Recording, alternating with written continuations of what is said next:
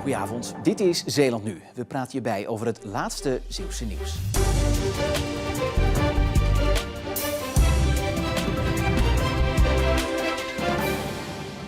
Het stuk afgebrand bos in Klingen ligt er een jaar later nog desolaat bij.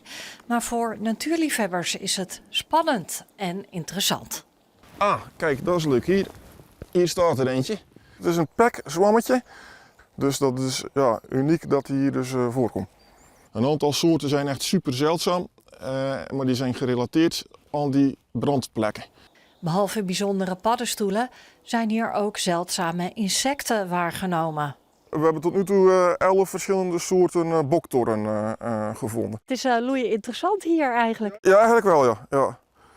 En daarom volgen we dat op en komt dan ook de Universiteit van Gent hier onderzoek doen. Het is een geluk bij een ongeluk. Na de brand is dit stuk bos een unieke ecologische plek. Al had Alex Wieland het liever niet meegemaakt. In principe wil je zo'n bosbrand natuurlijk liever niet, want het vernietigt ook veel. Maar als het dan ontstaat, dan willen we er ook uithalen wat erin zit. Langzaam wordt de verkoolde bodem weer iets groener. En het is spannend welke nieuwe planten en insecten in de komende maanden zullen opduiken. Misschien nog wel spannender als vorig jaar, omdat het dan een jaar geleden is. En dat natuurlijk de soorten die moeten toch best wel van een eindje komen. Dus de verwachting is dat we aankomend voorjaar weer leuke dingen gaan vinden. Bij jachthavens in West-Zeeuws-Vlaanderen zijn ze extra alert op bootvluchtelingen die de oversteek naar Engeland willen maken. Langs de Vlaamse kust zijn deze week meerdere keren vluchtelingen van rubberboten gehaald die in moeilijkheden waren gekomen. In Zeeland zijn ze nog niet gesignaleerd. Komende week gaan de jachthavens in gesprek met de douane.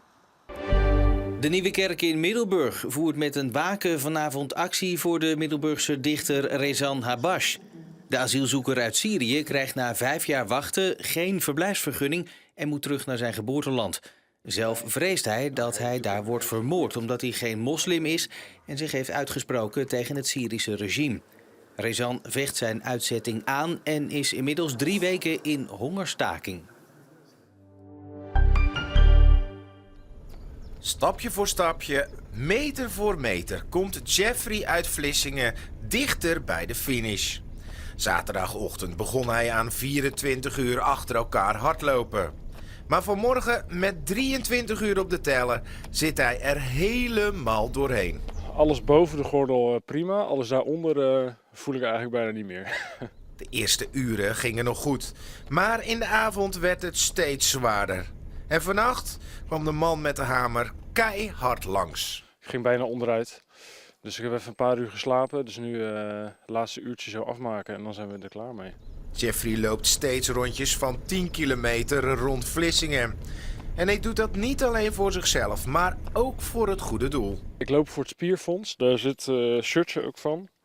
Daar haal ik geld op voor mensen met de spierziekte. Enfin, het zit ook bij een paar mensen in de familie, dus dat heeft mij getriggerd om dit te doen.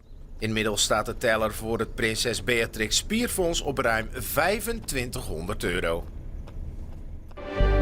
Wij zijn een wereldwijde organisatie die klaarstaat voor misbruikte, mishandelde kinderen. Om hun te ondersteunen om niet meer bang te hoeven zijn voor de wereld waarin ze leven. Dit is Ladybug. Samen met haar brothers en sisters van motorvereniging BACA, Bikers Against Child Abuse, toert ze graag rond. Maar hun ritten hebben altijd een doel. Kinderen bezoeken die mishandeld of misbruikt zijn. We gaan naar buiten, we gaan een potje voetballen, we gaan spelen, met poppen spelen. Net wat op dat moment het kind nodig heeft om even afleiding te hebben en niet alleen maar bezig te zijn met het trauma wat het kind heeft. Connor heeft van dichtbij ervaren dat BACA echt levens kan veranderen. Zoals dat van een jongetje waar ze op bezoek gingen. Wij zijn met het kind naar buiten gegaan. Nou, dan hebben we eigenlijk iets heel simpels gedaan. We hebben een spelletje gedaan. We zijn gewoon een beetje wezen voetballen. Even later stuurde moeder een berichtje. Wat hebben jullie gedaan? Hij zat alleen maar te gamen boven en nu gaat hij naar buiten. Nou, en dat is eigenlijk door onze aanwezigheid en dat het kind ziet dat hij vele brothers en zusters heeft. Ladybug heeft zelf ook geen makkelijke jeugd achter de rug. En dat motiveert haar des te meer. Ik heb zelf ook niet een heel mooi verleden gehad en had zoiets van, als dit wielrennen was geweest, als ik jonger was geweest, dan had ik daar misschien ook wat aan kunnen hebben. Nou, gelukkig sta ik wel stevig in mijn schoenen met alle hulp die ik heb gekregen. En dacht, ik wil iets kunnen doen aan de kinderen die een soort gelijke ervaring hebben. Om die weer te helpen, om weer sterk in hun eigen schoenen te staan. De bikers van Dutch Delta Chapter zijn actief van Rotterdam tot aan Zeeuws-Vlaanderen. Na een frisse start van de dag, waarbij in Zeeuws-Vlaanderen lokaal sprake was van nachtvorst, begon deze zondag veelbelovend met brede opklaringen. En de zon die scheen dus vandaag uitbundig en regelmatig zagen we een mooie strakblauwe lucht. Ideaal weer dus om er even op uit te gaan voor een wandeling of een fietstochtje. En met temperaturen die konden oplopen naar 13 tot 17 graden reageert de natuur zichtbaar. Bomen komen volop in bloesem en het groen schiet verder uit. Vanavond is het ook helder en zonnig tot zonsondergang.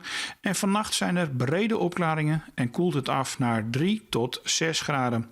Morgen en dinsdag verandert er weinig. Het blijft droog, er is geregeld zon, ook wel wat bewolking, maar de temperaturen liggen nog steeds rond 14 graden. Vanaf woensdag volgt echter een duidelijke weersomslag. Dan trekken buien over Zeeland, staat er een krachtige wind en dalen de temperaturen naar 6 tot 8 graden. En tot zover. Vergeet ons niet te volgen online of op onze socials om op de hoogte te blijven van het laatste Zeeuwse nieuws. Voor nu in ieder geval een fijne avond en graag tot morgen.